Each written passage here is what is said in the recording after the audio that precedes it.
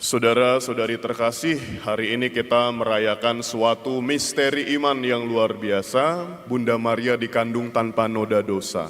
Kalau Anda mendengar nama gereja Immaculata, seperti yang di Kalideres di Jakarta, itulah bahasa Latin untuk perayaan hari ini. Jadi tadi saya sampaikan dalam pengantar ada 4 dogma Maria. Untuk yang ketiga ini disebut Immaculata. Yang pertama Theotokos, yang kedua Virginis, yang keempat Assumpta. Dogma Bunda Maria dikandung tanpa noda dosa, ini bicara bukan hanya soal kehebatan atau kemuliaan Bunda Maria itu sendiri, namun bicara soal kedahsyatan rencana atau strategi Tuhan, Allah Bapa, di mana Dia merancang jalan keselamatan untuk kita manusia. Dengan cara pertama-tama menyiapkan suatu wadah atau sarana atau medium bagi putranya untuk datang ke dunia.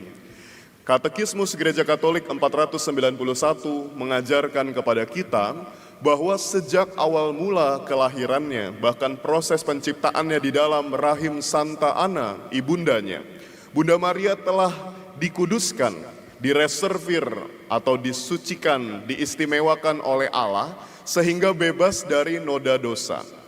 Logikanya sederhana saja Bapak Ibu, kalau kita mau makan, pasti kita akan membersihkan piring yang akan kita jadikan wadah makanan.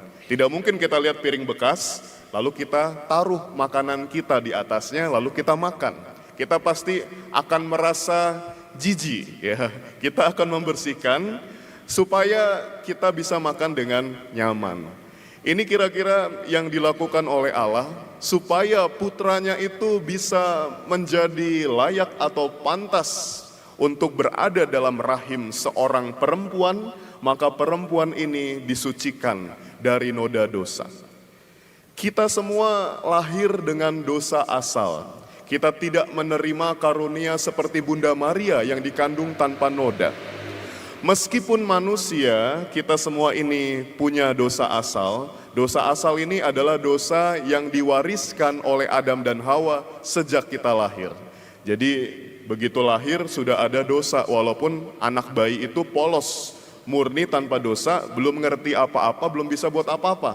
Tapi karena kita terikat dalam kodrat kemanusiaan, maka dosa dari manusia pertama yang tidak taat kepada Allah, yang namanya Adam dan Hawa itu langsung otomatis melekat pada diri kita.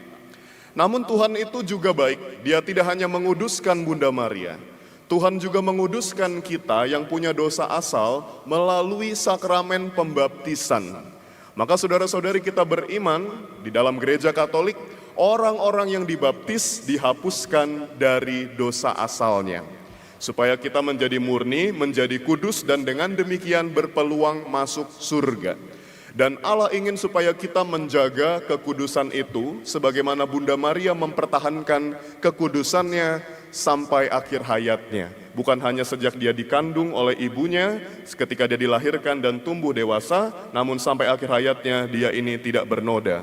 Dia murni bukan hanya hatinya, namun juga jiwanya yang ditunjukkan terutama dengan keperawanannya. Jadi Bunda Maria itu diajarkan dalam gereja Katolik tidak pernah melakukan hubungan biologis dengan Yusuf suaminya, bahkan setelah dia melahirkan Tuhan Yesus sebagai seorang perawan.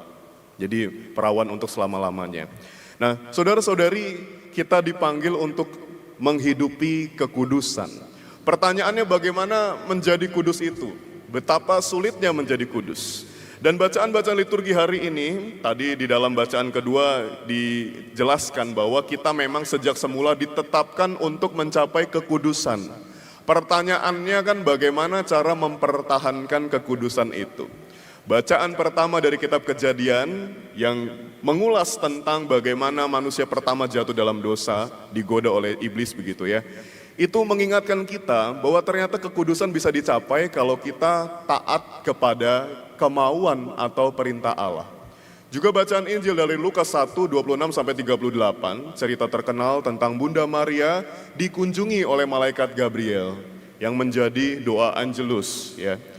Malaikat Gabriel membawa titah atau mandat dari Allah supaya Maria menjadi bunda dari putranya.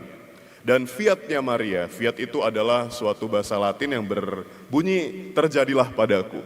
Ungkapan fiat itu menunjukkan ketaatan Maria, dan dua bacaan ini, bacaan pertama dan bacaan Injil, menunjukkan, mengajarkan kepada kita bahwa inilah caranya untuk menjaga atau mempertahankan kekudusan yang telah Tuhan anugerahkan kepada kita. Kalau kita taat kepada kehendak Allah, kita akan bebas dari berbagai macam dosa, karena Tuhan selalu menghendaki yang terbaik bagi kita, keselamatan kita, pengudusan kita. Taatlah pada kehendak Allah, dan kehendak Allah itu dapat kita ketahui apa saja. Untuk mencapai kekudusan harus taat pada kehendak Allah. Lalu kehendak Allah itu apa? Kan kita nggak tahu apa maunya Tuhan. Maunya Tuhan itu sudah sangat jelas termaktub atau tertera di dalam kitab suci kita. Banyak-banyak membaca kitab suci, maka kita banyak mengetahui apa hal-hal baik yang berkenan di hadapan Tuhan. Lakukanlah itu, maka kita akan menjadi seperti Bunda Maria, berkenan di hatinya, kudus selamanya, dan berbahagia pada akhirnya nanti di surga. Santa Perawan Maria yang tak bernoda, doakanlah kami. Amin.